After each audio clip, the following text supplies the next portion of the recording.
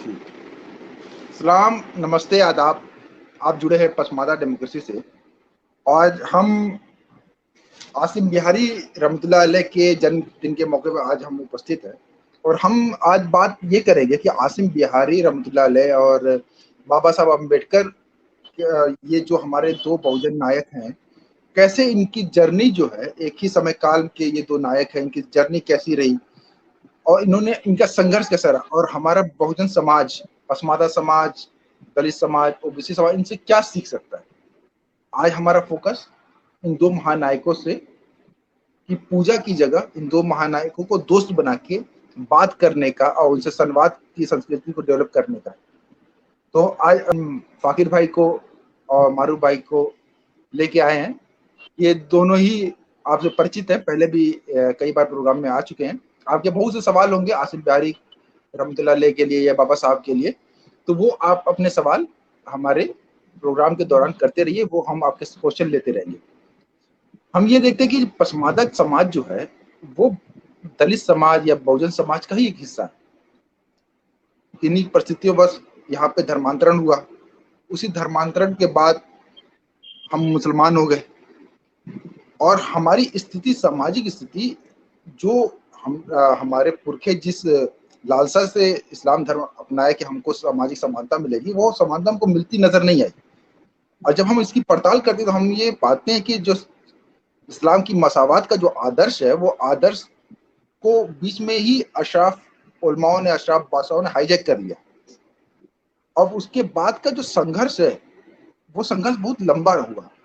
आसिम बिहारी रहमतुल्लाह अलैह को हम पहले नायक के रूप में देखते हैं, जिन्होंने हमारे पसमादा समाज के अंदर जातीय चेतना, वर्गीय चेतना को डेवलप किया और ये समझा कि कैसे हम अपने अस्मिता के लिए, अपने अधिकार के लिए लड़ सकते हैं। तो सबसे पहले तो हम फाकिर भाई आपसे ही शुरू करते हैं और मारूफ भाई का कनेक्शन थोड़ा खराब रहा, तो आप फाकिर भाई पहले बाबा साहब के बारे में आप थोड़ा सा बताएं, क्योंकि बाबा साहब की बात हो जाए, क्योंकि वो उनका जन्मदिन कल था, तो उनके जीवन संघर्ष के बारे में थोड़ा सा बताएं कि कैसे। पहले तो मतलब बाबा साहब का एक स्वतंत्र व्यक्तित्व है और इस पर काफी ऐतराज जाहिर किया गया था कि बाबा साहब का जब भी बात आता है, गांधी जी की बात, ये सवर्ण लोग लेके चले आते हैं। अभी बीबीसी के इंटरव्यू में भी रियान फैजल करके कोई पत्रकार था, तो भी बाबा साहब का जन्मदिन है, वो गांधी जी करता रहा। तो गांधी से कोई मतलब नहीं है। गांधी का जीवन बिल्कुल उल्टा है अंबेडकर के जीवन से। गांधी का जी का जो जीवन है वो कई संघर्षों से नहीं, वो दीवान के लड़के थे, काफी धनी मानी आदमी थे, उनके जीवन में कोई संघर्ष नहीं था। और बाबा अम्बेडकर का जन्म ही एक संघर्ष के साथ हुआ, इस तरह से कि बचपन में ही उनकी माँ मर गई। तो आप समझ सकते हैं कि बिना माँ का एक बेटा, हजूर सल्लल्लाहु अलैहि वसल्लम के साथ भी यही यतीम हो गए थे वो। तो आप समझ सकते हैं कि एक आधा यतीम हो जाना, माँ का नहीं होना, और 14 संतानें थी, 14 भाई बहन, उसमें एक थे वो, तो किस तरह की परिस्थितियों से वो गुजरे हो गए। तो ये तो उनके अपने व्यक्तिगत दुख थे कि, और पिताजी सूबेदार थे, सेना वगैरह में थे। तो आप समझ सकते हैं कि फुल टाइम जो सेना में आदमी होता है तो अपना टाइम नहीं दे पाता बच्चों को। और बाबा साहब के साथ ये तो पारिवारिक बातें हो गई, व्यक्तिगत। और सामाजिक तो सबको मालूम है कि किस तरह उनको अलग बैठने दिया जाता था। वो सब छात्र जो थे, जब पढ़ाई कर रहे थे तो सारे छात्रों के साथ नहीं बैठ सकते थे, उनको अलग बैठना पड़ता था। और बाबा साहब की ये दमखम था, कोई कोई जिसको बोलते हैं कि लाखों वर्ष नरगिस रोती है अपने बेनूरी पे, तो होता है कोई दीदावर है चमन पैदा, मुश्किल से तो वो होता है चमन चमन के में ऐसे ही दीदार दीदावर पैदा। थे। हाँ, तो एक जबरदस्त आदमी थे, जिसको कहते हैं कि खुदा को मंजूर हो तो आंधियों में चिराग जलता है। तो ऐसे ही एक सामाजिक आंधी के वर्ण व्यवस्था के बीच चिराग की तरह वो जल उठे, ये बाबा साहेब अम्बेडकर। तो ये सबको मालूम है। अभी इतना बाबा साहब फैल गए कि ये सब कहानियां बाबा साहब से रिलेटेड कि कैसे उनको पानी नहीं पी रहे, सब लोग जान चुके हैं। तो मैं कुछ अलग और अनूठे पहलू मैं आपको लाना चाहूंगा। वो बैलगाड़ी वाली घटना, कि उनको कोई बैलगाड़ी तक को छोड़ने के लिए तैयार नहीं है। तो बाबा साहब को हम लोग को पढ़ना चाहिए, उनके जीवन की घटनाओं को जानना चाहिए, और आसिम बिहारी को भी जानना चाहिए। इसी के साथ साथ साथ आसिम बिहारी भी अपने तरह के बुद्ध हैं। वो भी जब बुद्ध की तरह उनका जन्म कहीं और होता है, कर्म भूमि कहीं और है और मृत्यु कहीं और होती है। उन्होंने जन्म लिया नालंदा में, बिहार में, और कर्म भूमि जी बनी जी। कोलकाता, और मरे हाँ आपको इलाहाबाद में जाके। वो भी अपने बुद्ध और इसी तरह के त्यागी आसिम बिहारी, तो वो मुझे बहुत प्यारे हैं। आसिम बिहारी और बाबा साहेब कि दोनों का संघर्ष आप देखेंगे तो एक जैसा रहा। जैसे कि इनके भी बच्चे मर गया, बाबा साहेब का भी जो बेटे थे, और उस स्थिति में उनको काम करना था, कितनी कठिन स्थिति। मोहम्मद सल्लल्लाहु अलैहि वसल्लम का भी बेटा, सोचिए कितने समान स्थितियों से ये महापुरुष गुजरे। उसी तरह इनका भी बेटा, आसिम बिहारी का भी बेटा बीमार और मर गया, और उसी टाइम में उनको एक मीटिंग अटेंड करनी थी, और कर्तव्य को ऊपर रखते हुए उन्होंने वो मीटिंग अटेंड की। तो आप देखेंगे कि हमारे महापुरुष सब एक है, तो इसे गांधी से तुलना न करें, आसिम बिहारी से तुलना करें अम्बेडकर की। वो जी। हमारे असल में महापुरुष एक माकिर जैसे भाई, हैं। होता जी होता क्या है कि हमारे हेजेमनी जो हमारे दिमाग पे है, जो जो राइटर है, जो जी मध्यकालीन जी जी राइटर, जो आधुनिक राइटर, वो लिखते ऐसे हम चाह कर नहीं करते हैं। हमारे अचेतन मन हाँ। में ये फीड कर दिया गया है कि अगर बाबा साहब का जिक्र आएगा लेकिन तो गांधी जी का जिक्र हाँ, आएगा, है ना?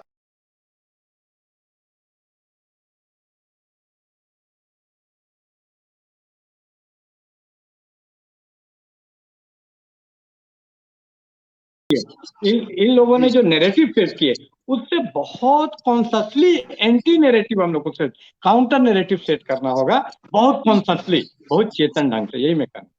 तो चाहती कि उनकी बड़ी बड़ी मूर्तियां बने, उनके अवकाश और उनके दिन पे फूल चढ़ाया जाए, लेकिन उनकी किताबें नहीं बिकने दे रहे, है ना? उनकी किताबों तक पहुंच कम हो गई है, उनके विचारों तक।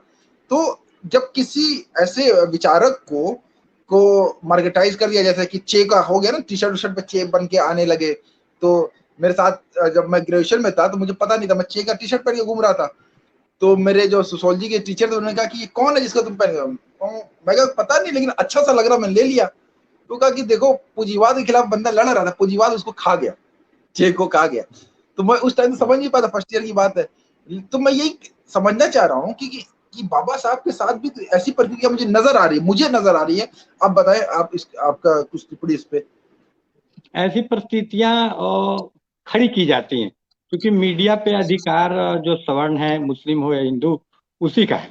तो इस तरह से फाल्स नैरेटिव सेट करते हैं वो, एकदम ये तथ्य के बिल्कुल विपरीत है। जितनी मूर्तियां बाबा साहब को आपको हिंदुस्तान में नजर आएंगी, 99% छोटे छोटे अपने पैसे इकट्ठे करके गरीब लोगों ने बनाया, और उन मूर्तियों को ये तोड़ते हैं। आप बता रहे हैं ना, मूर्तियां बनाते हैं, अगर उन मूर्तियों को खतरा नहीं होता तो मूर्तियां तोड़ी नहीं जाती। कुछ तो है उन मूर्तियों के अंदर जादू, कि ये डर जाते हैं, ये भयभीत हो जाती है, तो तोड़ना पड़ता है। इससे आप उन मूर्तियों को, शक्ति को पहचाने। और ये जो आदमी जो बात करता है, मनुष्य कोई बहुत सिर्फ वैज्ञानिक चेतना में नहीं जीता है। एक जूलिया क्रिस्टेवा ने लैंग्वेज के बारे में सिद्धांत दिया है कि लैंग्वेज इज सिंबॉलिक, यानी सिर्फ भौतिकी गणित का लैंग्वेज लैंग्वेज नहीं है। एक अफेक्टिव लैंग्वेज होता है जिसमें भावना भी शामिल होती है, जिसमें आपके जज्बात शामिल होते हैं। तो अफेक्टिव लैंग्वेज में ऐसे सिंबल आते हैं, सिंबल यानी मूर्तियां आदमी बनाता है। इन लोगों को तो गालिब की मूर्ति से कोई एतराज नहीं है, सर सैयद की मूर्ति से कोई एतराज नहीं है। एतराज है तो सिर्फ आसिम बिहार की मूर्ति से। इन लोगों को सरदार पटेल और विवेकानंद की मूर्तियों से इनकार नहीं है, लेकिन इनको बाबा अम्बेडकर की मूर्ति चूकती है। और ये बहुत पहले, ये एक दक्षिण पर्थी नेता अरुण शौरी जी ने, वर्शिपिंग फॉल्स गॉड, एक झूठे गॉड को पूजा करना, तो ये उसी टाइम से गॉड वोड इस तरह। तो आप अरुण शौरी का स्थिति देखिए, घोर दक्षिणपंथी आदमी जिसने पूरा विनिवेश कर दिया, सब बेच डाला। तो उस आदमी की क्या विश्वसनीयता है बाबा अम्बेडकर को जो वर्शिपिंग फॉल्स गॉड। तो उसी नैरेटिव को आज वामपंथ, क्योंकि ये वामपंथ दक्षिण पंथ एक ही है, और सारा ये कामरेड फेक है। तो ये कामरेड लोगों को अंदर से घृणा होती है अम्बेडकर से। विनोद मिश्रा करके एक सीपीआई एमएल का आदमी था, वो बुर्जुआ का दलाल बोलता था अम्बेडकर को। तो अब बुर्जुआ का दलाल खुलेआम नहीं बोल सकते अम्बेडकर को। तो इस तरह के बहानों से बाबा अम्बेडकर को गाली गलौज करना, मूर्ति बनना कहीं भी एक सांस्कृतिक चीज होती है। ये फिलिस्तीन एटीट्यूड है कि मूर्ति तोड़ देंगे। तो ये तालिबानी जो मूर्ति तोड़ता है, और इनमें क्या फर्क है जो मूर्तियों के इतने खिलाफ है। और जहां तक रही बात कि चे गवारा और बाबा अम्बेडकर की, एक भी व्यक्ति बना दीजिए जो अंबेडकर का टी शर्ट पहनता हो अंबेडकर को ना मानता हो। चे गुवेरा एक रोमांटिक आदमी था, पेटी बुर्जुआ, जिसको मार्क्सवाद की सब, आप मार्क्सवाद को ही ठीक से पढ़े तो लेनिन ने किताब लिखी थी कि वामपंथी कम्युनिज्म एक बचकाना मर्ज, नोरोदनिक बोलता था लेनिन उसको। उसी विचारधारा, पेटी बुर्जुआ विचारधारा, रोमांटिक विचारधारा का प्रतिनिधि चे गुवेरा है। मार्क्सवादी कार्ल मार्क्स के हिसाब वो सही दिशा में नहीं है, और चे गुवेरा को कोई भी मार्क्सवादी सही आदमी नहीं बोलेगा। पेटी बुर्जुआ में रखेगा, रोमांटिक बना लेना, ये कर लेना, वो क्या हुआ, उससे कोई फायदा नहीं होता है। तो चे गुवेरा को पूंजीपति खा सकता है, खाना ही चाहिए, क्योंकि उसकी पूंजीवाद का वो एक हिस्सा है। लेकिन अंबेडकर को खाना संभव नहीं है, क्योंकि वो जमीन से जुड़े हुए आदमी है। जी चे गुवेरा जमीन मारूफ से भाई, जुड़ा हुआ आदमी नहीं है। चे गुवेरा, भगत सिंह, ये सब रोमांटिक आदमी है, जमींदार घर के आदमी है और जमीन से जुड़े हुए नहीं। मैं इस पे आऊंगा फागिर भाई, अभी थोड़ा मारूफ भाई बहुत देर से है।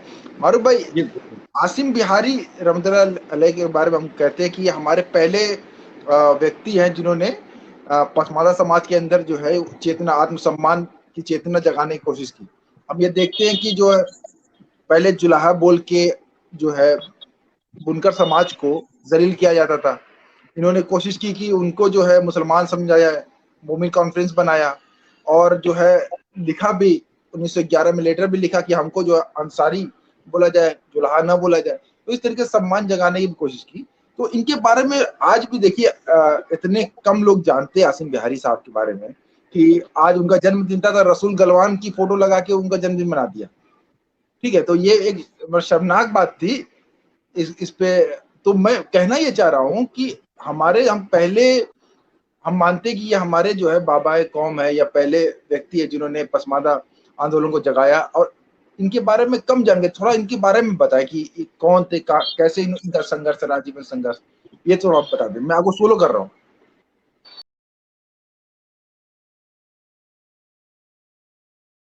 जी जी, बहुत बहुत शुक्रिया लेविन साहब, जो आज आपने सबसे पहले डेमोक्रेसी चैनल पे मौका दिया, उसके लिए बहुत बहुत धन्यवाद।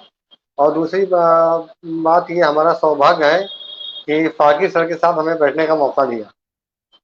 तो लेविन साहब, जो आपने जो मौलाना अली हुसैन आसिम बिहारी रहमतुल्लाह अलैह से मुतालिक ये सवाल किया है कि उसमें पसमानदा आंदोलन का जनक उन्हें कहा जाता है। पसमानदा आंदोलन का जनक उन्हें इसलिए कहा जाता है, ऐसा नहीं है कि इससे पहले भी जो जैसे जो मुसलमानों में जातिगत विभेद थे या जातिगत जो भेदभाव थे, जातिगत टिप्पणियां थी या जातिगत उत्पीड़न थे, नहीं होते, जो होते थे उनका एहसास किसी को नहीं हुआ। बहुत से लोगों को एहसास हुआ, और उसमें सबसे आगे अगर देखा जाए बाबा कबीर ने तो एक साथ में हिंदू समाज की कुरीतियों और मुस्लिम समाज की कुरीतियों को उजागर करने का प्रयास किया। मुझे ऐसा प्रतीत होता है कि भारत में पहले व्यक्ति वो रहे जिन्होंने ब्राह्मणवाद और अशराफवाद या सैयदवाद के खिलाफ मुखर होकर आवाज उठाई।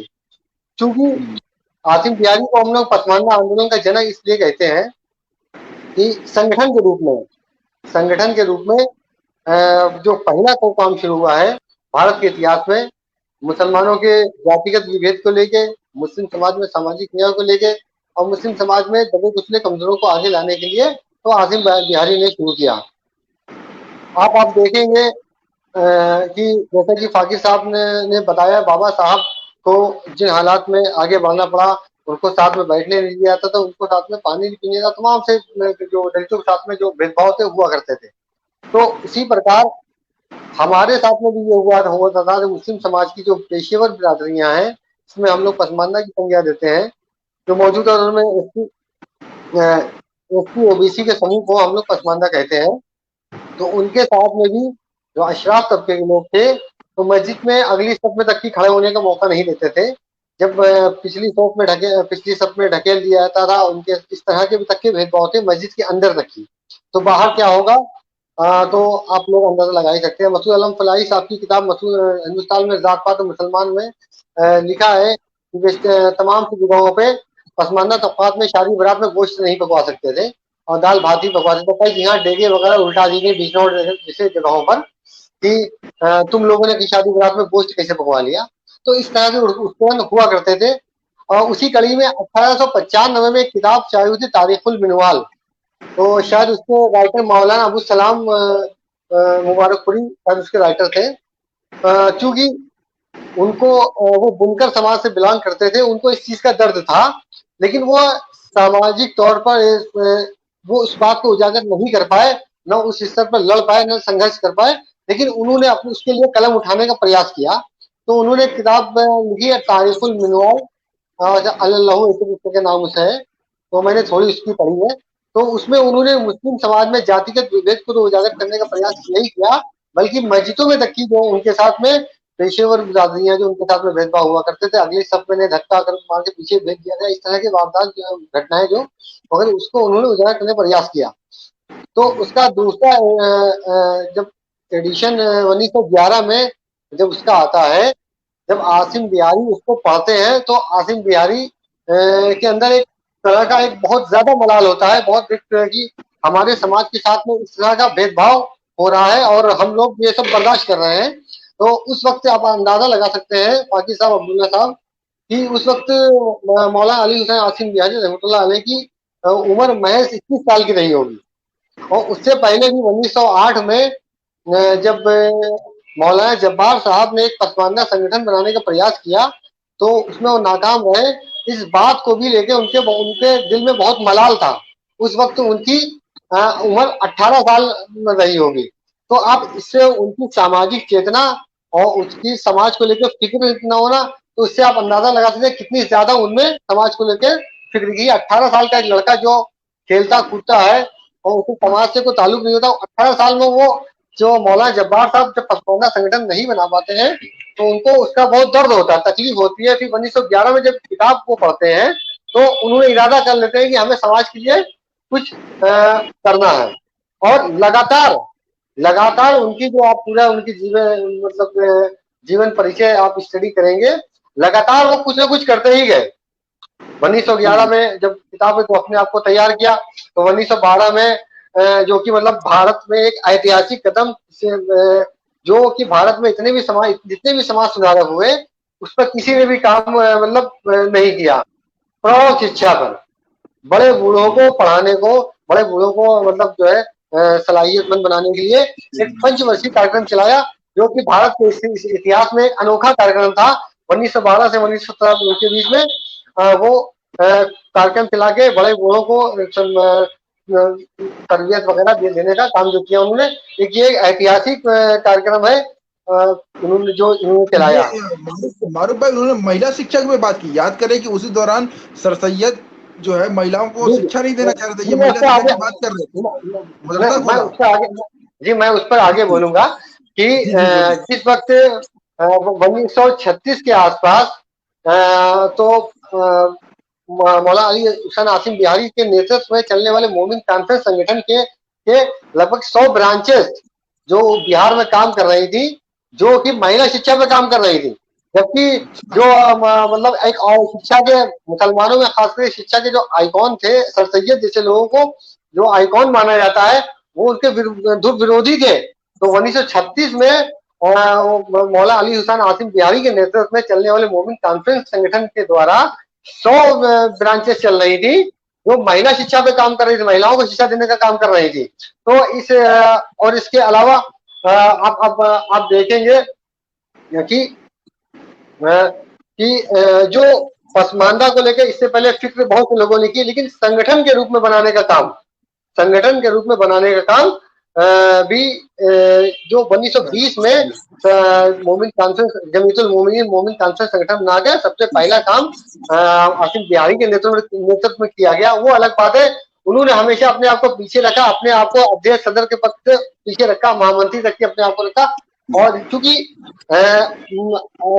आसिम बिहारी जिस समाज से बिलोंग करते थे, बुनकर समाज से, जो बहुत ही गरीब मजदूर घर के बुनकर के घर में पैदा हुए थे, उनके पास संसाधनों का इतना ज्यादा अभाव था कि उनको ऐसे आपके आज के जमाने में आप देखते होंगे, ऐसे कि आप बड़े आदमी से जैसा आपका सर्किल होता है वैसा आप चंदा ले आते हैं छोटे कोई कार्यक्रम करने के लिए, आपको कार्यक्रम, और जैसा आपका छोटा आदमी छोटा चंदा लेगा, तो वो कुछ ऐसे संपन्न लोगों को भी जोड़ने का प्रयास करते थे, उनको सदर बना देते थे, ऊंचे ओहदे देते थे, ताकि कुछ हमारे संगठन चलाने के लिए कुछ संसाधन इकट्ठा हो सके। उनके पास संसाधन का बहुत बहुत ज्यादा ही कमी थी। तो उन्होंने एक इन सारे संसाधनों के अभाव के, इन सारे एक तरफ जमींदार तबका, पूरा अशराफ तबका, दूसरी तरफ एक इनमें एक और खूबी आसिम बिहारी में आप देखने मिलेंगे, जो कि भारत में शायद ही किसी समाज सुधारक को मिले। आसिम बिहारी एक तरफ अशराफ तबके से लड़ रहे थे और दूसरी तरफ अंग्रेजों से भी जो स्वतंत्रता संग्राम में भी हिस्सा ले रहे थे। कहीं पे यही आपसे जोड़ना चाह रहा हूँ।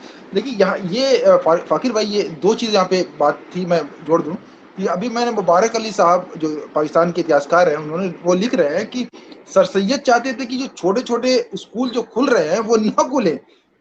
वो उनका आर्गुमेंट है कि सर सैयद ये चाह रहे थे छोटे छोटे जो बता रहे आसिम बिहारी जैसे खोलना चाह रहे, वो कह रहे ना खुले, अगर ये खुल गए तो अलीगढ़ को चंदा कौन देगा। मतलब उनका मिजाज ये था कि अलीगढ़ को चंदा में कमी नहीं होनी चाहिए। दूसरी बात जो मारू भाई कह रहे वो जोड़ना इसलिए जरूरी है कि देखिए ये आसिम बिहारी साहब, एक तो उनको कोई फंड नहीं कर रहा था, ठीक है, जैसे कि बाबा साहब के साथ कुछ था ना कि उनको स्कॉलरशिप कहीं से मिल जा रही, इनके साथ कुछ भी नहीं था। दूसरी बात, ये अंग्रेजों से भी लड़ रहे थे। कहने मतलब ये कि आदमी एक फ्रंट पे चाहता है ना किसी एक से सहयोग ले ले, तो ये कुछ ज्यादा नैतिकता मुझे लगी कि नैतिकता दिखाते हुए उन्होंने अंग्रेजों से भी लड़ रहे हैं। इधर से अशराफिया का मतलब क्या था उस वक्त की मुस्लिम लीग, यही हुआ ना, उस वक्त की मुस्लिम लीग से भी लड़ रहे हैं और अंग्रेजों से भी लड़ रहे हैं। और एक खास बात और कि आसिम बिहारी मुस्लिम सांप्रदायिकता से की जो नामक संगठन था, मुस्लिम सांप्रदायिक संगठन मुस्लिम लीग से लड़ ही रहे थे, साथ साथ हिंदू सांप्रदायिकता की मजम्मत कर रहे थे। एक खासियत ये भी, मुस्लिम सांप्रदायिकता के साथ साथ हिंदू सांप्रदायिकता में भी वार कर रहे थे, उसके भी हिमायती नहीं थे। मतलब किसी तरह की सांप्रदायिकता का बाइकाट कर रहे थे। और भारत के जो स्वतंत्रता संग्राम का जो प्रोग्राम था, उसे जलियांवाला बाग हत्याकांड जो, उसमें बाकायदा उन्होंने टेलीग्राम वाला जो वो आंदोलन चलाया, लगभग 1.5 लाख पत्र अंग्रेजों को, गांधी विक्टोरिया और वायसराय के भेजे, उसमें कामयाब भी हुए। तो मतलब एक तरफ से संसाधन विहीन व्यक्ति, इसके बाद कोई भी संसाधन नहीं है, और चारों तरफ से लड़ रहा हो, तो समझ लीजिए अपनी हालात में काम कर रहा होगा। बिल्कुल बिल्कुल। अच्छा, मैं एक बात और यहाँ पे जोड़ दूं मारूफ भाई, फाकिर भाई, कि जब ये मोमिन कॉन्फ्रेंस बना के अपने, जैसे ये उपहास का कारण था ना, जुल्हा बोलना तो एक गाली, आज भी समाज में एक गाली है, ठीक है, तो ये इससे ऊपर उठने की कोशिश कर रहे थे। और इन्होंने जब सेंसस ने इन चीजों को मजबूत कर दिया था, इन जातियों को मजबूत कर दिया था, कल्चर की जगह जो है धार्मिक उसको मजबूत कर दिया था, पहचानों को। तो ये क्या किए कि अपने आप को अंसारी कहलवाने की कोशिश की। तो उस वक्त के जो दो बड़े आलिम थे, एक थे थानवी साहब और दूसरे थे अमर रजा खान बरेलवी, दोनों ने फतवा दिया। फतवा मौजूद है मुस्तफा फलाई साहब की किताब में, आप देख सकते हैं, मैं शेयर भी कर दूंगा। दोनों ने फतवा दिया कि अगर जुलाहे अपने आप को अंसारी कहेंगे तो कल क़यामत के दिन इनको सजा दी जाएगी कि तुम अपने आप को अपना नस्ब कैसे, अपना नस्ब कैसे चेंज कर रहे हो। अच्छा, उस वक्त से आसिम बिहारी रहमतुल्लाह अलैह ने जो संघर्ष छेड़ा था, आप देखिए, मैं इतने दिन से पढ़ रहा हूँ, लिख भी रहा हूँ, मुझे जितना गुस्सा अशराफों का अंसारियों के प्रति नजर आता है आज भी, भाई मैं किसी अंसारी समाज का पक्ष नहीं ले रहा हूँ, मैं बताना चाह रहा हूँ कि वो जो संघर्ष, जो टसल जिस जाति से होगा, उसी टसल उसी के प्रति भड़ास भी निकलेगी ना। तो जितने खराब बातें लिखी गई किताबों में वो लिखे, या जो फतवे दिए, जो जैसे मैं ये बता रहा हूँ कि वो थानवी साहब और रजा साहब ने जो फतवे दिए, वो अंसारी समाज को ज्यादा टारगेट। ऐसा नहीं कि और समाजों ने अपना नाम नहीं चेंज किया, जो कसाई तो कुरैशी हुए, जो ये थे क्या ना, धोबी थे हवारी हुए, है ना, मंसूरी हुए, इस तरीके से चेंज किया। लेकिन जो गुस्सा था, वो गुस्सा सिर्फ अंसारी समाज के लिए फूटा। मैंने ये मैसेज किया। बाकी मारूफ भाई बताएंगे अगर मैं मेरे कुछ कमी है तो। मारूफ भाई अपनी बात पूरी कर ले, फिर मैं फाकिर भाई पे आता हूँ। जी मारूफ भाई। जी वही मैं कह रहा था कि एक संसाधन विहीन व्यक्ति और संसाधन विहीन समाज का नेतृत्व कर रहा, और उसने मतलब निरंतर कुछ ना कुछ करता ही रहा। 1912 से 1917 तक प्रौढ़ शिक्षा के अभियान के बाद में, और एक दारुल मुज़ाकरा केंद्र वहाँ बिहार शरीफ में खोल दिया, कि लोग जो है वहाँ पर साहित्य किताबें लाके, तो उसमें एक पुस्तकालय भी खोला, लोग थोड़ा पढ़े लिखे और इतिहास जाने, लोग जो समाज में क्या हो रहा है जाने। और एक दीवारी अखबार भी जगह जगह लगाने लगे, से लोग इनके अखबार नहीं ले सकते, कम से कम दीवारों पर पढ़ के लोग जानकारी लें। तो मतलब आप ये उनके इस पे भी मैं, देखिए मारू भाई, मैं आपको टोक रहा हूँ, मुझे खराब लग रहा है, लेकिन इंपॉर्टेंट बात याद आ गई। फैयाज भाई ने, क्योंकि अच्छा रिसर्च किया, बंदा मोमिन का हाथ जो इनकी एकमात्र किताब है इनके आसिम बिहारी को समझने के लिए, तो उसमें भी लिखा है कि जब वो दीवारी वो अखबार निकालते थे दीवार पर चिपकाने वाला, तो अपने बच्चों को खिला रहे थे और लिख रहे थे, तो खिलाते के बच्चा बीमार था, तो थोड़ी देर में उनको महसूस हुआ कि बच्चा हरकत नहीं कर रहा है, तो देखे तो वो मर चुका था, उनका जो बच्चा था मर चुका था। तो उसको रखे, रोए, और वो जो अखबार पूरा कर रहे थे उसको पूरा किए, फिर उसको लेके गए। तो मैं बता रहा हूँ, देखिए कितने स्ट्रगल के साथ वो बंदा लड़ा। बच्चा यहाँ पे रख के लिख रहे हैं और बच्चा भी नहीं रहा, ऐसा स्ट्रगल रहा ये। और फाकिर भाई, एक बात इसी में मैं आपसे पिछली वाली बात से कट गई थी कि ऐसा क्यों है कि सरकारें जो है, बहुजन नायक जो बहुत ऊपर हो, जैसे बाबा साहब है, तो उनको उनकी मूर्तियां बना के या उनको अवकाश देके या इस तरीके से करके उनको आत्मसात कर लेना चाह रही है ना। हम ये देख रहे हैं कि आजकल ऐसा हो रहा है। तो और बहुजन जो युवा है, जो मैं महसूस करता हूँ, आज की जो युवा महसूस कर रहा हूँ, दलित युवा खासतौर से जो मेरे साथ हो, वो लोग अपने आप को बाबा साहब को वो मानते तो हैं, लेकिन वो भी एक लिमिटेशन के साथ ही मानते हैं कि बाबा साहब ने जो हिंदू धर्म के खिलाफ जो बात बोली उसको नहीं मानेंगे, बाकी बाबा साहब अच्छे हैं, बाकी बाबा साहब को हम मानते हैं। तो बाबा साहब को क्या उनको उनके इन संदर्भों से काट के देखा जा सकता है, या इस तरीके से माना जा सकता है जिस तरीके से मैं सबकी बात नहीं कर रहा हूँ यहाँ पे, जनरलाइजेशन नहीं कर रहा हूँ मैं किसी के लिए। मैं कह रहा हूँ कि इस तरीके से भी, क्योंकि आप देख रहे हैं एक धर्म की एक आंधी चली हुई है ना, तो उस धर्म की आंधी में बाबा साहब को भी कि जब आलोचनाएं आती है धर्म के ऊपर, तो वो उसको पचा नहीं पाते। उनको नहीं लगता कि बाबा साहब ऐसा बोल सकते, जैसे कि कोई और बोलता तो चल जाता, लेकिन अब बाबा साहब को वो अपना नायक भी मानते हैं, और फिर बाबा साहब की कुछ ऐसी बातें नजर आ जाती है, तो वो कश्मकश में पड़ जाते हैं। तो उसको ये कैसे अगर भैया या तो पहुंचा नहीं पाए नई पीढ़ियों में, जो ये नई जो पीढ़ियां हैं जो उस तरीके से भेदभाव नहीं देखी शहरों में, दिल्ली जैसे शहरों में पली बड़ी है, तो कैसे फकीर भाई इसको कैसे, मुझे लगता है कि वो पहुंच नहीं पाई बात बाबा साहब की। हाँ, ये जो मनुष्य का दिमाग है वो एक कॉलोनी की तरह होता है। उस पे कब्जा के लिए बाबा जो अम्बेडकरी शक्तियां हैं वो भी कोशिश कर रही हैं, और उस पे कब्जा के लिए उसकी विरोधी शक्तियां भी कब्जा कर रही हैं तरह तरह का। बाबा अम्बेडकर ने तो बोल ही दिया कि आज तक का जो भारत का इतिहास है वो ब्राह्मण और सह संस्कृतियों के संघर्ष का इतिहास। तो भारत के इतिहास को समझने के लिए इस पूंजी को, इस सूत्र वाक्य को ध्यान में रखना होगा। तो ये संघर्ष अभी खत्म नहीं हुआ है और ये संघर्ष चल रहा है, और इस संघर्ष के दो पक्ष हैं। एक तरफ बाबा कबीर हैं, आसिम बिहारी हैं, बाबा अम्बेडकर हैं, ज्योतिबा फूले हैं, और दूसरी तरफ दज्जाल, इसको गुमराह करने वाले मुनाफिक। तो हर दौर में मुनाफिक रहे हैं और इस दौर में भी हैं, तो ये कोई ताज्जुब की बात नहीं है। और मैं भूल न जाऊं, इसलिए आपके चैनल के माध्यम से मैं एक डिमांड रखना चाहता हूं कि जिस शिद्दत से प्रौढ़ शिक्षा का काम आसिम बिहारी ने किया, तो जितनी प्रौढ़ शिक्षा की स्कीम होती हैं तो कम से कम 3-4 स्कीम तो उनके नाम पे होना ही चाहिए। बिल्कुल बिल्कुल बिल्कुल बिल्कुल फाकिर भाई, एकदम और सहमत है। दूसरा, इतिहास में जो अन्याय किया है, ये तथाकथित बहुत अपने आप को प्रगतिशील समझने वाले ये सबल्टर्न इतिहासकार, ये रंजीत गुहा, ज्ञानेंद्र पांडे वगैरह, शाहिद अमीन वगैरह, ये जो अपने आप को बड़ा हाई फाई मानते हैं और बोलते हैं कि we are writing history from below, हम नीचे से इतिहास लिख, लेकिन इनके इतिहास में, इन मूर्खों के इतिहास में मैं कहना चाहूंगा आसिम बिहारी का जिक्र तक नहीं है। तो इतिहास ने जो अन्याय किया है इतने बड़े लीडर के साथ, आज भी मैंने एक सवर्ण मुस्लिम अब्दुल गफूर को देखा जो मीना कुमारी पर तो खूब लिखता है गालिब पे, लेकिन एक वाक्य उसको आसिम बिहारी पे नहीं लिखा गया। और वो सबसे बड़ा देशभक्त और अंग्रेजों के खिलाफ लिखने वाला एपी अब्दुल कलाम जो थे अपने शिक्षा मंत्री प्रथम, उनको बोल रहा है। हमको ऐतराज नहीं है उनसे, लेकिन उसको आसिम बिहारी का नाम तक पता नहीं है कि जिन्होंने अंग्रेजों के खिलाफ, क्योंकि जिसके हितों पे हमारे लिए सिर्फ मन बहलाव का मामला नहीं था, और अंग्रेजों के आने से जुलाहे तबाह हो गए। क्योंकि जी वो जो सस्ता कपड़ा आया विदेश से, तो पूरा मामला जमीनी था, सिर्फ जज्बाती नहीं था। तो जो तबाह हो जाएगा वो तो लड़ेगा ही।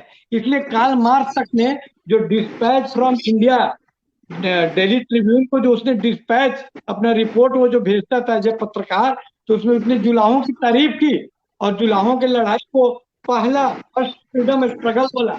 तो इस स्ट्रगल को जारी करने वाले आसिम बिहारी थे और इतिहास में दर्ज होना चाहिए। और मैं आपके चैनल के माध्यम से फयाज अहमद फैजी को दिली शुक्रिया देना चाहता हूं कि उन्होंने बहुत काम किया, बांग्ला तक में अनुवाद करवाया और हर जगह आसिम बिहारी के इतिहास, उनके त्याग, उनके सेक्रीफाइस, उनके एक अलग ढंग कि कैसे सीमित साधनों में, लिमिटेड रिसोर्सेज में हम कैसे काम कर सकते हैं, कि प्रेस नहीं है तो दीवारी उन्होंने पत्रिका निकाली, वॉल मैगजीन जिसको बोलते हैं उन्होंने निकाली, कि कैसे कम संसाधनों में काम किया जाता है। ये सीखना हो तो हम आसिम बिहारी से सीख सकते हैं। तो इस आसिम बिहारी का संदेश, उनके जीवन को बहुत दूर तक ले जाना है और उसको हर भाषा में, बांग्ला में, मराठी में, कश्मीरी में। इसीलिए आज मैंने 2 कविताएं लिखी कश्मीरी में, एक बाबा अम्बेडकर पर, एक आसिम बिहारी में। उनको अरे कश्मीर तक ले जाना है, कन्या।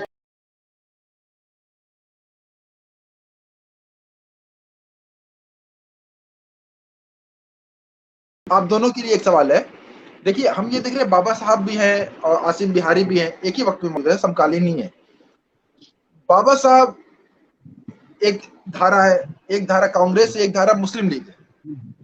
तो बाबा साहब से जो रिश्ता जोड़ते अगर आसिम बिहारी साहब, तो जी जी जी, वो एक मजबूत रिश्ता होता है ना, कि एक बिल्कुल। पसमादा और दलित रिश्ता बनता।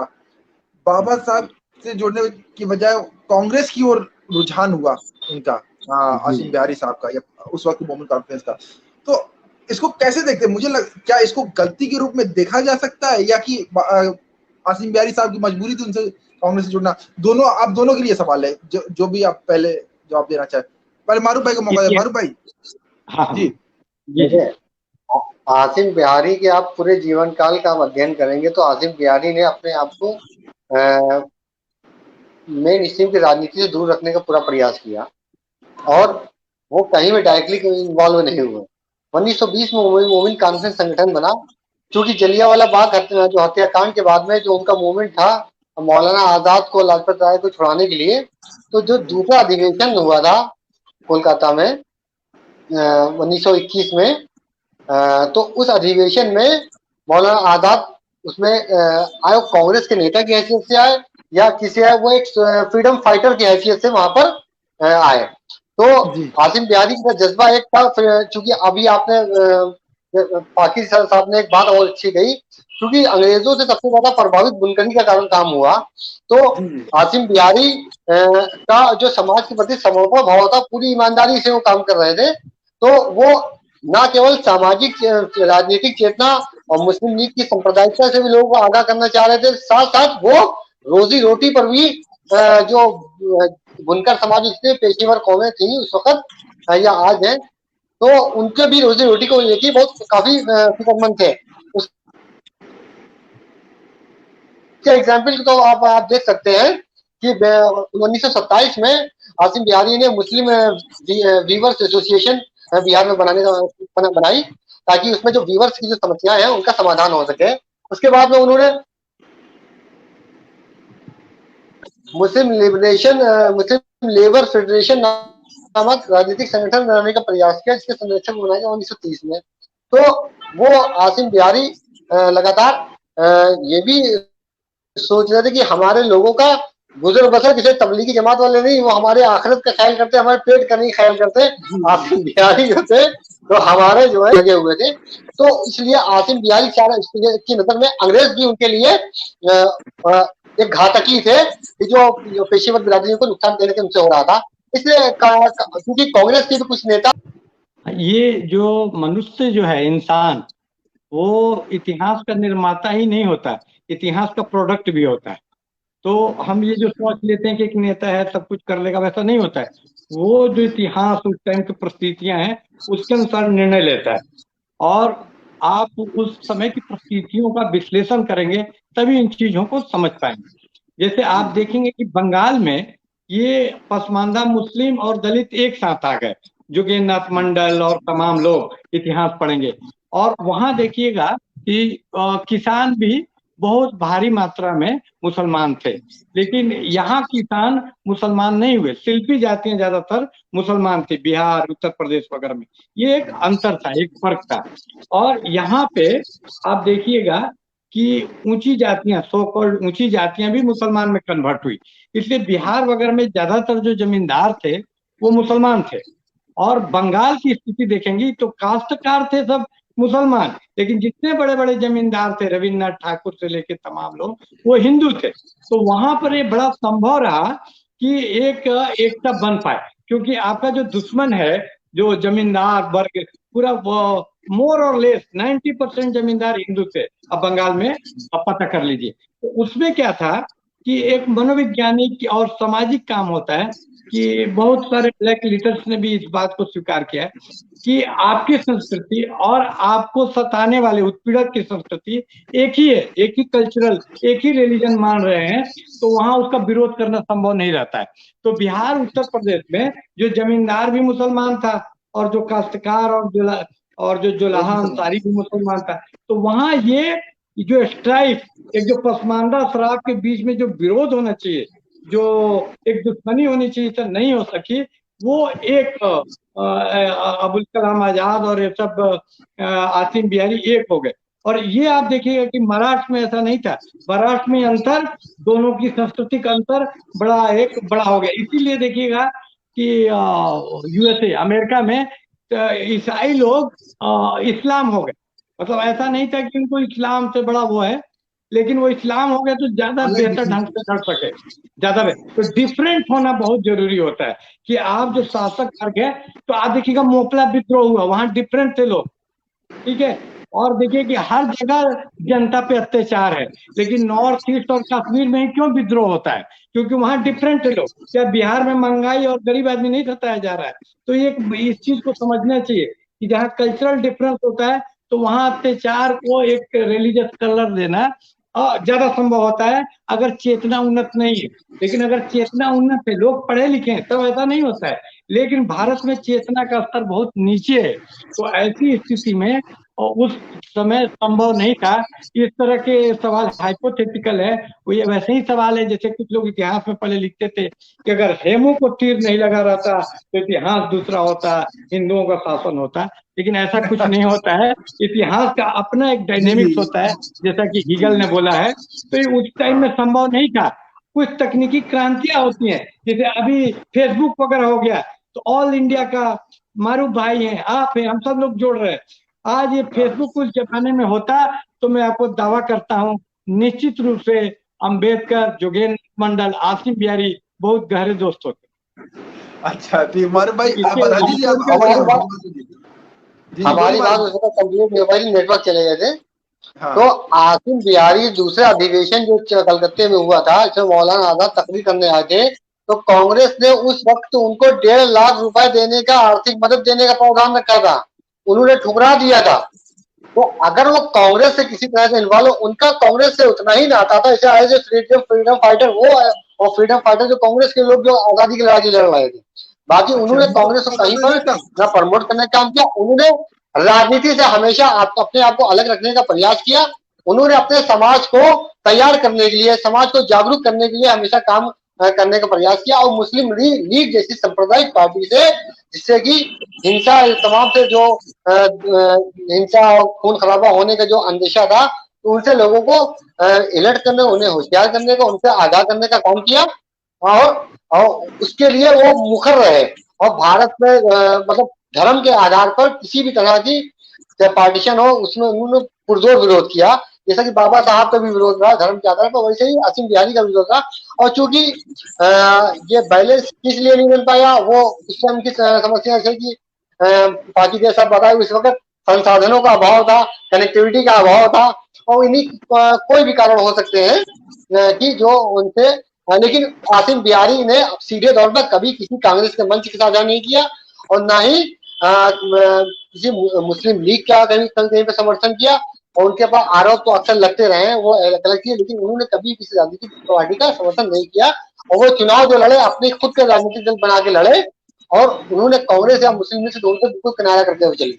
जी मैं इस पे जोड़ दिया जाए, क्योंकि मुस्लिम लीग का विरोध करते हुए 40,000 मोमिन मतलब कि अंसारी बुनकरों को लेकर वो दिल्ली में प्रदर्शन भी करते हैं पाकिस्तान के खिलाफ, पाकिस्तान की मांग के खिलाफ। और जब चुनाव होता है तो मेरी जो जानकारी है, आप मारूफ बताइएगा, कि वो मुस्लिम लीग के कैंडिडेट को हराते भी हैं ये लोग, जहां जहां अंसारी बहुल समाज था उसमें कई जगह हराए। बताइए मारूफ भाई, इसके बारे में बताइए। हाँ, बिहार में 40 सीटें थी विधानसभा की, 40 में से 33 मुस्लिम लीग जीतती है और 6 सीटें जमीयतुल मोमिन नामक जो राजनीतिक पार्टी बनाते हैं वो जीतती है, 1 सीट कांग्रेस केवल जीतती है। और उन 40 सीटों पर जो लगभग 20 सीटों पर ही चुनाव लड़ी थी। मोमिन कॉन्फ्रेंस केवल 20 सीटों पर चुनाव लड़ी थी, इसमें 6 जीते थी और 11 पर सेकंड पोल किए थे। तो आप ये समझिए कांग्रेस जैसी पार्टी थर्ड पे जा रही थी जिस सीटों को लड़ रहे थे, और यह आप आसिफ बिहारी ने किस स्तर पर काम किया समाज, जबकि हमारे समाज में 10% लोगों को मात्र वोट देने का अधिकार था। जी जी जी, हमारे समाज में ये बात बहुत महत्वपूर्ण है, क्योंकि ये कहा जाता है कि सबने मुसलमानों ने वोट कर दिया है ना पाकिस्तान के लिए। ये बताना बहुत महत्वपूर्ण है कि पाकिस्तान के लिए। मैं बात जोड़ दूं, ये सवाल फाकिर भाई थोड़ा ध्यान दीजिएगा। कुछ दलित साथी जो है वो ये बात बोलते हैं कि जब ये 341 के ऊपर बात आई थी तो वो कहे कि 341 जो है दरअसल हिंदू समाज के भीतर का मामला है और मुस्लिम समाज तो पाकिस्तान लेके अलग गया, पृथक निर्वाचन मंडल के साथ गया था। हमने पृथक निर्वाचन मंडल को त्यागा था, इसलिए हमको आरक्षण मिला, 341 का आरक्षण मिला था। तो वो ऐसा बोलते समय मुस्लिम को मोनोलिथिक बना देते हैं। और पसमानदा समाज किस तरीके से मुस्लिम लीग से लड़ रहा था, पाकिस्तान के विचार से लड़ रहा, पृथक निर्वाचन मंडल से लड़ रहा था, उसको वो नकार देते, क्योंकि उसको मानेंगे तो फिर ये मानना पड़ेगा कि नहीं, मुसलमानों में भी एक पक्ष था जो लड़ रहा था और वो बहुसंख्यक था, वो पक्ष, उनको वोट का भी अधिकार नहीं था, तो उनको कैसे कसूरवार बनाया जा सकता है। तो इस बात को मिनिमाइज करने की पूरी, ऐसा नहीं कि वो इस नैरेटिव को रख रहे हैं ताकि मुस्लिम समाज को पसमानदा समाज को किसी तरह कोई अधिकार न देना पड़े, उनके अधिकार, उनके विशेषाधिकार में कोई फूट न पड़े, कोई बंटवारा न हो। एक कहावत है कि काबुल में भी गद्दे पाए जाते हैं, तो ये बहुत मूर्खता और बेवकूफी वाला बयान है। इससे किसी के अधिकार का हनन का बात नहीं है, किसी के एक के अधिकार मिलने से दूसरा का अधिकार खत्म हो जाता है, ये गलत बात है। और इसमें स्पष्टता 341 जो है वो मुसलमानों पे भी लागू होनी चाहिए। और एक ऐतिहासिक गति होती है हर चीज की। जैसे कोई पूछ सकता है कि बाबा अम्बेडकर बौद्ध धर्म स्वीकार के 56 में क्यों किए, बाद में क्यों नहीं किए। तो कोई भी व्यक्ति धीरे धीरे विकसित होता है। जो बाबा अम्बेडकर मंदिर प्रवेश का आंदोलन करते हैं, बाद में उसको फालतू बात भी मानते हैं। तो वो कोई लोग बोलते हैं कि बाबा अम्बेडकर इसका बात किए नहीं किए, वो इतना इम्पोर्टेंट नहीं है जितना ये इम्पोर्टेंट है कि न्यायपूर्ण है कि नहीं। तो बिल्कुल न्यायपूर्ण है। जिस तरह एक शेड्यूल्ड ट्राइब, चाहे वो क्रिश्चियन माने या मुस्लिम माने, जैसे बकरवाल ट्राइब मुस्लिम मानता है फिर भी उसको ट्राइब का रिजर्वेशन मिलता है, तो इक्वल, जब न्याय है तो इक्वल एक ही लॉजिक होने चाहिए। तो मैं भरपूर ढंग से, स्पष्ट ढंग से जो हलाल फोर जैसी बिरादरियां हैं उनको दलित का रिजर्वेशन मिलना ही चाहिए, इसमें कोई दो मत नहीं हो सकता है। ये बेसिक न्याय का प्रस्थापना है। इस पर जो विवाद शुरू करना चाहते हैं वो प्रछन्न ढंग से, छुपे हुए खुफिया ढंग से कहीं न कहीं सांप्रदायिक शक्तियों को प्रसन्न करना चाहते हैं और उनको खुश करने के लिए ऐसा करते हैं। मैं दूसरी बात एक जोड़ना चाहता हूँ, आसिम बिहार का योगदान सेकुलर विचारधारा में। तो जो अपर कास्ट की सेकुलर विचारधारा है बहुत हवाई और बहुत घटिया किस्म की है कि तुम ईद में आ जाओ और हम तुम्हारा दशहरा मना लेते हैं तो हो गया। लेकिन हमारा जो सेकुलरिज्म है, जो आसिम बिहारी का सेकुलरिज्म, बहुत जमीनी और उसका बहुत भौतिक कारण है। वो कारण इसलिए है कि एक जुलाहा या अंसारी जो कपड़ा बेचता है तो सांप्रदायिकता अफोर्ड ही नहीं कर सकता है कि हम सिर्फ मुसलमान को बेचेंगे, उसके कपड़े हिंदू भी कर देगा। तो भाई हमारे यहाँ साड़ियाँ बनती है, हमारे यहाँ साड़ियाँ बनती है, साड़ी किसको बेचेंगे हम? जिस शहर का जीवन का शर्त है, जीवन की जो सर्वाइवल की शर्त है कि वो सांप्रदायिक ना हो, इसलिए वो दिल से सांप्रदायिकता का विरोध करता है। और इनके लिए ये सिर्फ खेल और खिलौना है अशराफ के लिए, कि मन किया तो सांप्रदायिक हो गए, तो मन किया सेकुलर हो गए। लेकिन हमारे लिए सेकुलर होना जीवन की शर्त है, इसलिए हमारी से सेकुलरिटी ठोस है लोहे जैसी और कठोर है हीरे जैसी, इसमें कोई दाग नहीं लगा सकता। इसलिए आसिम बिहारी की जो सेकुलरिज्म है बहुत ठोस, इसको मैं बहुजन सेकुलरिज्म बोलता हूँ। अशराफ सेकुलरिज्म के पोले और खोखले के खिलाफ ये बहुजन सेकुलरिज्म की स्थापना होगी, ये दंगे अपने आप रुक जाएंगे। ये मैं अच्छा, उनके योगदान को सामने लाना चाहता था, आसिम बिहारी बिहारी के योगदान को। जी, आसिम बिहारी का बड़ा मशहूर कोटेशन है कि मोमिन को, मतलब बुनकर समाज के लिए बोल रहे थे, क्योंकि मोमिन कॉन्फ्रेंस चला रहे थे, मोमिन के लिए जो है पाकिस्तान की जरूरत नहीं है, मोमिन जहां पे रहता है उसका पाकिस्तान वही जगह हो जाती है। बिल्कुल बिल्कुल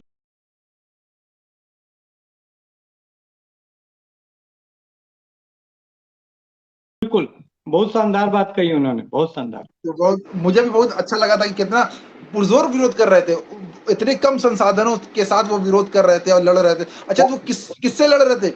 मुस्लिम लीग से लड़ रहे थे, फिर यहाँ के अशराफ उलमाओं से भी लड़ रहे थे, जो उनके खिलाफ फतवे दे रहे थे, जो इनको बदनाम करने की कोशिश कर रहे थे, है ना। अच्छा, एक चीज और मैं जोड़ी, फैयाज भाई से भी मैंने इस बारे में बात की थी कि बाबा साहब एक वक्त में धर्म के महत्व को कम करने की बात कर रहे थे, और आसिम बिहारी साहब धर्म के महत्व को ज्यादा कर रहे थे। वो कह रहे थे कि हम मुसलमान हैं, हम मोमिन है, अपने नाम के साथ मोमिन भी जोड़ दिया कि हमको मुसलमान मानो। तो ये डायलेक्टिक हो गई ना, वो मैं समझना नहीं चाह रहा हूँ कैसे इसको कैसे देखा जाए कि बाबा साहब कह रहे कि धर्म जो है वो मतलब कि एक बाधा है, और जो हमारे पसमानदा साथी जो बाबा साहब के समर्थक है, मतलब ऐसा तो नहीं है। बाबा अम्बेडकर सिर्फ बौद्ध धर्म क्यों स्वीकार करते हैं? बाबा अम्बेडकर हमेशा कम्युनिस्टों का विरोध किए और धर्म को आध्यात्मिक जरूरत, उनका दृष्टिकोण ये था ना कि इसको व्यक्तिगत मामला समझे, राजनीति और धर्म का घालमेल ना करे। तो ऐसा तो आसिम बाबा भी बोलते थे। मैं मारू भाई को भी पा जाऊंगा, मैं सवाल जोड़ लूं, पूरा कर दूं। वो ये कहते हैं ना, जो हमारे पसमानदा साथी हैं, जो अपने आप को थोड़ा सा धर्म के विरुद्ध रख के बात करते हैं, वो कहते हैं कि धर्म मुसीबत है ना, मुसीबत है आंदोलन के लिए, फिर आंदोलन धार्मिक मुद्दों में फंस जाएगा। अच्छा, उनकी बात निराधार भी नहीं लगती, कभी कभी ऐसा लगता है कि हम फंस गए, है ना, कि अपने आप को साबिती करने में लग गए कि हम लोग मुसलमान हैं, ये वो, तो ऐसा लगता भी कभी कभी। लेकिन फिर इसकी धर्म भी तो लिबरेट करने का काम करता है ना। कई दलित साथी जो धर्म को नहीं मानने की बात करते, वो कहते हैं देखो तुम तो अपने आप को मुसलमान बनाने के चक्कर में पड़े हो, तो हमारी तुम्हारी पहचान एक कैसे हुई? तुम कहते हो हम दोनों का दर्द का रिश्ता है, तो हमारी तो हुआ ही नहीं, रिश्ता ही नहीं बना हमारा, तो इसको कैसे देंगे? फाकिर भाई, इसको थोड़ा समझाइए। ये यहाँ पे आके मामला थोड़ा सा हम लोग फंसने लगते हैं, कैसे उनको समझाया जाए इस बारे में? ये लड़ने की अलग अलग रणनीतियां हैं। इसमें माल्कम एक्स का भी विचार आपने पढ़ा होगा कि जब तुम लड़ने के लिए जाते हो ब्लैक अधिकारों के लिए, तो अपने धर्म को घर पे छोड़ दो। उन्होंने भी कहा, माल्कम एक्स जो बहुत धार्मिक आदमी थे, उनका भाषण था ना। हाँ, तो यही सबसे आजकल जो आधुनिक जिद्दत, मॉडर्न विचार यही है कि धर्म को एक व्यक्तिगत मामला माना जाए जिसमें सारे लोग सहमत हैं, और धर्म एक स्ट्रेटजी के रूप में अभी नहीं, बहुत जगह देखा गया है कि धर्म जो है ये भी एक लड़ने का साधन बन जाता है। जैसे बहुत एक मर्कसवादी चिंतक है टेरी गिल्टन, तो इराक के युद्ध का जो धार्मिक है, तो बोलता है कि सिर्फ बाहरी पक्ष है, इसका जो कंटेंट है वो कंटेंट क्या है? Anti imperialist. असल में जो इराक का आंदोलन है, जो धार्मिक दिखता है, वो असल में क्या है? साम्राज्यवाद विरोधी है। तो जब आदमी की चेतना विकसित नहीं होती है, तो अपने धर्म के अंदर ही एक स्ट्रेटजी, रणनीति डेवलप करता है कि एक ट्रू इस्लाम, वो जो लड़ाई कर रहा होता है उसको ट्रू इस्लाम के रूप में डिफाइन करता है और बाकी लोगों से लड़ता है। तो इसको एक रणनीति के रूप में, जैसा ग्रामसी बोलता है कि ये जो वार ऑफ हेजोमिनी होता है, वर्चस्व का जो लड़ाई होती है, तो उसमें हर आदमी अपनी रणनीति बनाता है। तो इसको बहुत धार्मिक लिहाज से नहीं, एक रणनीति लिहाज से देखेंगे तो बात समझ में आ जाएगी कि एक रणनीति है। लेकिन इससे ज्यादा विकसित रणनीति यही है कि हम नास्तिकता और आस्तिकता के चक्कर में नहीं पड़ के कास्ट को मेन बिंदु बने, जो हमारे जो विल है, जो प्राइम विल है, जो पूरा मूव प्राइम विल होता है ना, जो पूरे इंजन को मूव करता है, वो कास्ट है। कास्ट बीज शब्द है, केंद्रीय, जैसे अनल हक है ना, तो ये हाँ कास्ट ही अनल हक है। भारत वगैरह जो जी जी जी, बर्रे सबसे बड़ी सगीर, सच्चाई। जो भारतीय उपमहाद्वीप है, जो बर्रे सगीर के लिए कास्ट इज द अनल हक, यही असली सत्य है और इसी जी पे मतलब टिका रहना चाहिए। जी मैं कहता हूँ एक गाना है कि वो हिंदू मुस्लिम की बात करेंगे, तुम कास्ट पे टिके रहना, और जो वो नास्तिकता की बात करेंगे, तुम कास्ट पे टिके रहना। इसलिए जो नास्तिक गुट भी है ना मुसलमानों के अंदर पसमानदा, उसको भी मैं गुमराह मानता हूँ। क्यों? वो नास्तिकता कम्युनिस्ट बैगेज लेके ढो रहा है, सवर्ण कम्युनिस्टों का वो चेला है। हम लोग को एक इंडिपेंडेंट, आसिम बिहारी ने क्या किया, अंग्रेजों की खिलाफत की, कांग्रेस से भी स्वतंत्र थे, तो एक इंडिपेंडेंट लड़ाई खड़ा करने की जरूरत है। लेकिन हम सबसे जुड़ेंगे, वो कांग्रेस से भी जुड़े, लेकिन हम अपने एक स्वतंत्र अस्तित्व अब बनाए हुए, जी और ये मारूफ भाई संभव है, बोलिए। मुमकिन है। जी मेरी मारूफ राय भाई है कि ये बहुत जोर मुमकिन में है। आप जी चुप थे, ये बोलिए। लेनिन साहब का जो सवाल है बहुत इंटरेस्टिंग सवाल है। अब मैं आपको देखिए सोलो करता हूँ, बोलिए। जी, वैसे फाकी साहब ने कहा कि बहुत सी चीजें एक रणनीति के तौर पर भी हो सकती है। जब मोमिन लफ्ज जैसे आप बता रहे हैं कि अंसारियों के लिए इस्तेमाल किया था, लेकिन इस मोमिन कॉन्फ्रेंस संगठन का नाम भी था। इसके बावजूद भी आसिम बिहारी निरंतर जमीयतुल हवारीन, जमीयतुल कुरैश, जमीयतुल राइन जैसे जो संगठन थे, अलग अलग बिरादरी को उनको जोड़ के साथ में लेकर काम किया करते थे। 1931 में जब मुस्लिम कॉन्फ्रेंस के साथ में एक संगठन ज्वाइंट मीटिंग हुई थी, इसमें भी उन्होंने मोमिन कॉन्फ्रेंस के पदाधिकारियों से ज्यादा जमीयतुल राइन, जमीयतुल कुरैश के पदाधिकारियों की हिस्सेदारी की बात की। तो आसिम बिहारी के जो के नेतृत्व में जो मोमिन कॉन्फ्रेंस का जो अति धार्मिक होने का जो इल्जाम है, मेरी समझ से परे, क्योंकि आसिम बिहारी तो ना केवल इस मामले में, धर्म के मामले में सेकुलर थे, बल्कि आसिम बिहारी जो धर्म और था जो ये है कि हम पर यह आरोप भी लग रहा है कि हम जैसे कि धर्म त्याग, ये बाबा साहब मानते थे ना, हिंदू धर्म त्यागे बिना जो है जाति उत्पीड़न खत्म नहीं होगा। ठीक है, तो वो ये है ना उनकी किताब, मैं रखा भी था दिखाने के हाँ लिए हाँ हाँ। कहीं पर। ठीक है, तो उसमें जो है हमारे ऊपर भी ये लग रहा है कि ये लोग दरअसल उसी तरीके से एक दिन कहेंगे कि इस्लाम धर्म त्यागे बिना जो है, इस्लाम में जो है अशराफ और पसमानदा की लड़ाई खत्म नहीं होगी, तो पसमानदा। में गलत समझ के कारण ऐसा पैदा हुई। कुछ जो स्वर धर्म समभाव वाले कुछ महात्मा लोग हुए, तो उन्होंने बोला कि सारे धर्म एक जैसा है, नदियां एक घाट हो तेरे, मंजिल तो एक ही, अलग अलग रास्ते हैं सारे धर्म, तो सारे धर्म बराबर है। लेकिन ये सही नहीं है, हर धर्म का इतिहास अलग है, ईसाई धर्म हो, इस्लाम हो, हिंदू हो, इसलिए सारे धर्मों को एक तराजू पे तौलना सही नहीं। हर धर्म के अपनी फिलोसफी है, अपनी संभावनाएं हैं, और हर धर्म का अपनी विशेषताएं हैं, अपना भूगोल और इतिहास है, और हर धर्म की अपनी विविधता भी है। जैसे इंडोनेशिया का मुसलमान वैसा ही नहीं है जैसा पाकिस्तान का मुसलमान है। तो हमारे जो भारत के संदर्भ में ये दो तरह की बातें आई, कि जिस तरह एक बात ये आई कि भाई इस्लाम, ये जो जात पात और गैर बराबरी है, इस्लाम में इनबिल्ट है, इस्लाम के अंदर अंतर्भुक्त है, इनेट है। आप इस्लाम को छोड़े बगैर गैर बराबरी से मुक्त नहीं हो सकते। और कुछ लोग मानते थे कि नहीं, इस्लाम के अंदर बराबरी है, वो थ्योरेटिकली, लेकिन प्रैक्टिकली नहीं है। हम इसके बिना पे लड़ सकते हैं और लड़ाई कर सकते हैं इस्लाम के अंदर, और इस्लाम छोड़ने की जरूरत नहीं। एक तीसरी मतलब भी एक आसिम बिहारी की भी एक अप्रोच, उनका भी दृष्टिकोण आया कि भाई हम धर्म मानेंगे और बहुत धार्मिक भी हैं, लेकिन मेरे जात पात की लड़ाई से हमारा धर्म का लेना देना नहीं है। वो एक सामाजिक सच्चाई है, हर चीज को एक ही से नहीं तोल सकते हैं, कि बहुत ओवर डिटरमाइनिंग फैक्टर नहीं है धर्म। हम धर्म मानते हैं, वो अपनी जगह है, लेकिन हमारे जातीय लड़ाई, जैसे कोई बहुत धार्मिक है तो इंजीनियर बनने के लिए तो उसको अलग से पढ़ाई करनी होती है। तो एक अलग अलग मुद्दे, हिस्से होते हैं इंसान के जिंदगी के। तो ये जो जात पात की जो लड़ाई है, इंसान की एक आइडेंटिटी नहीं है, कई आइडेंटिटी है, तो तरह तरह के विमर्श आए इस प्रश्न का जवाब देने के लिए। तो मुझे सबसे संतुलित जवाब माल्कम एक्स का लगता है, कि जब तुम लड़ाई लड़ने जाते हो तो कुरान जो है अपने दिलों में रखो और इस्लाम को घर पे छोड़ के आओ।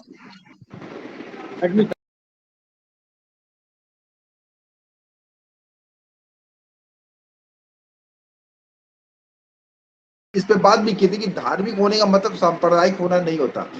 नहीं तो नहीं, हमने तो देखा कि जो जी कुमार भाई आपके पास आते हैं। मेरा निजी तजुर्बा है कि जो कभी नमाज नहीं पढ़ता, रोजा नहीं रखता, वो सबसे बड़ा दंगाई होता है, अरे पूरे सबसे बड़ा पूरे दंगाई देश होता का बंटवारा करवा दिया जिन्ना ने। उसकी अपनी हाँ, पर्सनल जिंदगी में कितना धार्मिक था वो, बताइए। वो तो बिल्कुल नहीं था। वाइन भी पी रहा शराब है पीता अब था, मुसलमान औरत से के शादी हिसाब भी से। आसिम बिहारी को अगर ये कहा जाए अति धार्मिक संगठनता, आसिम बिहारी ने पूरी तरीके से सांप्रदायिकता का विरोध किया ही किया, इस लेवल विरोध किया कि आप तो अपने जैसा जिक्र पर कर ही चुके हैं कि बहुत ही संसाधनों के अभाव में 40-40 हजार आदमी लेकर दिल्ली पहुंच जाना उस वक्त, आज के दौर में लोग 40,000 आदमी इकट्ठा नहीं कर सकते हैं। चांदनी चौक से इंडिया गेट तक की भीड़ नहीं इकट्ठा कर सकते हैं, और जमीन मोमिन कॉन्फ्रेंस ने वो करके दिखाया। तो आसिम बिहारी धार्मिक रूप से लोगों को इतना कि धार्मिक रूप से तुम मुसलमान हो, लेकिन हमारे सामाजिक मुद्दे ये हैं, हमें जातिगत हमारे विभेद दिए गए, हमारे पेशे हैं हमारे, ये हमारे पेट। जी जी जी कि ये तमाम शक्ति के पावर के सोर्स होते हैं, विद्या, राजनीति, आर्थिक। उसी तरह धर्म को सिर्फ आध्यात्मिक मामला न समझ के एक सोर्स ऑफ पावर भी समझना चाहिए। जी जिस जी तरह जी जब कोई जी डिमांड करता है कि मंदिर का पुजारी दलित भी हो। जी। इसमें इसमें लिखते हैं ना कि यहाँ के डीएमओ को, बड़े बड़े नेताओं को मैं नंगे साधुओं के आगे झुकते हुए देखता हूँ, तब मुझे समझ हाँ में आता कि शक्ति का स्रोत कहाँ है ना। और पूरा हाँ, जिक्र बिल्कुल करते हैं बिल्कुल कैसे बिल्कुल। जो है यूनान का ही जिक्र करते हैं ना, दो दो उसका मैं नाम बोल रहा हूँ कि हम्म, उन्होंने अपना त्याग दिया, अपना अधिकार त्याग दिया, क्योंकि उनको लगा कि जो उस वक्त पुरोहित कह रहे थे कि तुमको देवी तुमको नहीं चुनी है, वो उसको मान लेते हैं, है ना। तो बिल्कुल अध्यात्म का मामला न समझे। धर्म एक रिसोर्स, शक्ति का स्रोत भी है। और कोई भी व्यक्ति, आसिम बिहारी जैसा बुद्धिमान व्यक्ति, इस पे अपना कब्जा नहीं छोड़ना चाहेगा। उस मकान को वो अपने मुताबिक बनाना चाहेगा, उस शक्ति के स्रोत को वो चाहेगा कि उसका अधिकार हो। तो उसको धार्मिक मामला नहीं समझ के एक शक्ति के स्रोत के रूप में वहां अपनी भागीदारी को सुनिश्चित करना चाहते थे आसिम बिहारी, जी जी। और इस चीज अच्छा को देखिए, समझने की कोशिश। इसमें किताब में भी इन्होंने जाति विनाश के जो उपाय बताए हैं, एक उपाय क्यों बताया बाबा साहब ने कि पुजारियों का भी एक जो है, जिस तरह ऑल इंडिया आईएसपीसीएस होता है, बिल्कुल पुजारियों का भी एक इस तरीके का हो, और उसमें बिल्कुल उसमें बिल्कुल। भी सारे सरकारी नियम हो, और उसमें लोग आए जुड़ के, ठीक है। हाँ जी। तो वो मतलब वो अगर चाहते तो कहते कि छोड़ो ये धर्म, खुद तो त्याग हाँ रहे थे, खुद तो बिल्कुल अपना बिल्कुल बिल्कुल। धर्म त्याग ही रहे थे, लेकिन वो पुजारियों के लिए जो है ऑल इंडिया एक क्या बोलते हैं, इसी को बोलते हैं सिविल सर्विस। प्रैग्मेटिज्म का दर्शन। वो बुद्धा से हाँ प्रभावित थे। बुद्धा प्रैग्मेटिक बात करते हैं, व्यवहारिक, ये कल्पना वाली बातें नहीं, कम्युनिस्ट और ये वाली। तो उन्होंने जी प्रैग्मेटिक और व्यवहारिक बात की। और व्यवहारिक बात यह है कि जब तक धर्म और बड़ी बड़ी बातें नहीं हो जाती, अभी वर्तमान स्थिति में यही है ना कि धर्म का प्रभाव है जनता पर व्यापक, और धर्म का उस शक्ति का स्रोत है, तो उसमें सबकी हिस्सेदारी होनी चाहिए। बिल्कुल बिल्कुल बिल्कुल। यही बाबा साहब भी यही कह रहे थे कि जब जो है सर्विस, इसके अंदर पुरोहित सर्विस जब है राजकीय बनेगी, तो उसमें दलित समाज भी घुसेगा, आरक्षण पाके घुसेगा, कैसे भी घुसेगा उसमें, ठीक है। अभी तो विशेषाधिकार कुछ जातियों तक था, और हम भी यही कह रहे हैं ना। देखिए, हमारा जब विरोध हो जाता है धार्मिक आधार पर, कितना अच्छा विरोध कर लेते हैं सब हम लोग का। अगर हम धार्मिक व्याख्याओं को छोड़ दें, सैयदवाद का विरोध करना छोड़ दें, जैसे कई साथी सैयदवाद शब्द सुनते ही वो डरने लगते हैं, उनको लगता है कि अरे यार हम तो, आप लोग गलत छेड़ रहे हैं, ये बात ना छेड़िए। मेरा कहना है कि यार तुम, दलित आंदोलन बिना ब्राह्मणवाद के ऊपर बात करके कैसे खड़ा होता, हम बिना सैयदवाद के ऊपर बात ये कर हाँ, कभी कैसे खड़ा नहीं करते हैं, करते। ठीक है। मारूफ भाई जुड़ नहीं पा रहे हैं, मैं उनको जोड़ना चाह रहा हूँ। अब बार बार जो है, और सवाल खत्म ही है, अब सारे सवाल हो गए हैं, कोई और सवाल आए नहीं, कोई साथी सवाल करना चाहता है सवाल कर ले। और हाँ, आखिर में वाकिर भाई, अभी का जो आप देख रहे हैं पसमादा आंदोलन, वो आसिम बिहारी के आदर्शों से कितना नजर आ रहा है, कितना साथ नजर आ रहा है, कितना उसके अलग नजर आ रहा है। एक सवाल मारूफ भाई से करना था, वो चले गए, कि मोमिन कॉन्फ्रेंस की विफलता का क्या कारण था, ये मुझे पूछना था उनसे, मारूफ भाई से। लेकिन अभी आप पहले इस पे देखिए, जो अभी वर्तमान पसमादा आंदोलन की थोड़ा व्याख्या करिए, इसको क्या, उसमें क्या वर्तमान कमियां आपको नजर आ रही? जी वर्तमान पसमानदा आंदोलन कांसीराम की रणनीति पे चल रहा है कि व्यवहारिक रणनीति, सत्ता पे ज्यादा से ज्यादा कैसे भागीदारी हो। तो एक विजन, एक दर्शन, जैसे बाबा अम्बेडकर ने खड़ा किया दलित आंदोलन के पीछे, तो अगर आसिम बिहारी को शामिल किया जाए और उनको हम अपना आइकन बनाए, तो ये जो व्यवहारिक, क्योंकि व्यवहारिक आंदोलन के साथ साथ एक सैद्धांतिक, जैसे कम्युनिस्ट आंदोलन चला तो उसका सैद्धांतिक आधार एक है कार्ल मार्क्स, जिसको बोलते हैं थ्योरी एंड प्रैक्टिस।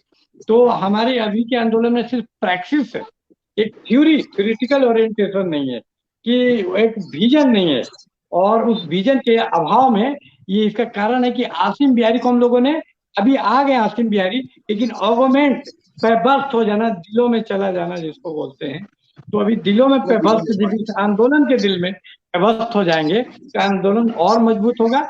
लेकिन शुरुआत इसी तरह से होती है, मैं इसके पक्ष में हूँ, ये पहला चरण है, और पहले चरण में ही सब कुछ आप ये नहीं कर सकते हैं एक्सपेक्ट कि सब कुछ हो जाए।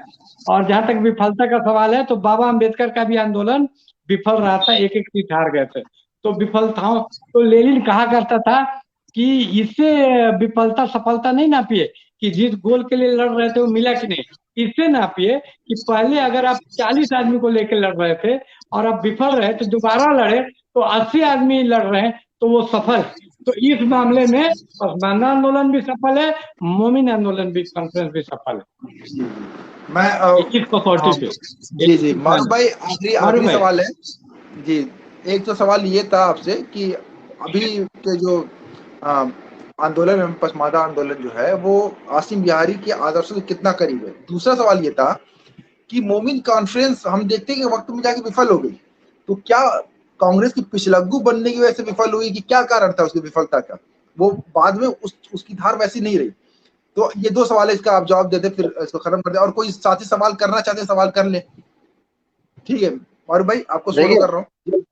जी जी, मौजूदा पसमानदा आंदोलन जो है पूरी तरीके से आसिम बिहारी की विचारधारा के ऊपर काम कर रहा है, और आसिम बिहारी जी ने जो दोस्त दुश्मन की पहचान हमें कराई थी, और मौजूदा पसमानदा आंदोलन उसी पर काम कर रहा है कि जो हमारा खुला हुआ जो दुश्मन है, जो अशराफवादी विचारधारा, हम लोग उनका विरोध कर रहे हैं, और कहीं ना कहीं लोग समझ रहे हैं, और लोग हमारे लोग भी साथ में आ रहे हैं, आगे आ रहे हैं।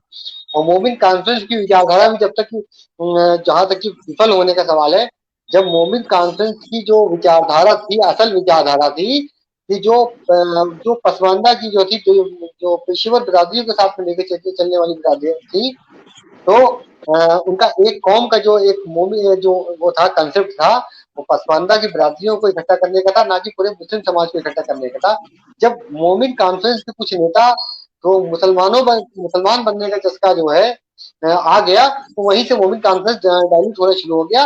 अब मौजूदा दौर में भी आप देख सकते हैं, बहुत से एग्जाम्पल हमारे सामने आए, जो पसमानदा की राजनीति करते करते मुसलमानों के नेता बनने की कोशिश में हुए, तो खत्म होते गए धीरे धीरे। उसमें जीते जाके कई आपके एग्जाम्पल आपको सामने दिख जाएंगे, जिन्होंने शुरुआत पसमानदा के राजनीति से की या पसमानदा आंदोलन से की, लेकिन बाद में मुसलमानों के नेता बनने का जो उनका शौक था, वो उनकी विफलता का कारण बना, और मोमिन कॉन्फ्रेंस का भी कारण यही बना। मोमिन कॉन्फ्रेंस के कुछ नेता ना केवल पसमानदा के नेता, मुसलमानों के नेता बनने का शौक कोशिश करने लगे। जी, तो मुझे लगता है कि अभी कोई सवाल भी नहीं आया फाकिर भाई, तो आज का प्रोग्राम यही खत्म करते हैं हम लोग। हम आज बात कर रहे थे बाबा साहब अम्बेडकर और आसिम बिहारी रहमतुल्लाह अलैह के ऊपर, और हम इनको समझने की कोशिश कर रहे थे आज कि इनके जीवन संघर्ष और इनका दर्शन क्या है, और हम बहुजन समाज, पसमानदा समाज ने पसमानदा समाज इनको किस तरीके से अपना सकता है, इनके आदर्शों को कैसे अपना सकता है।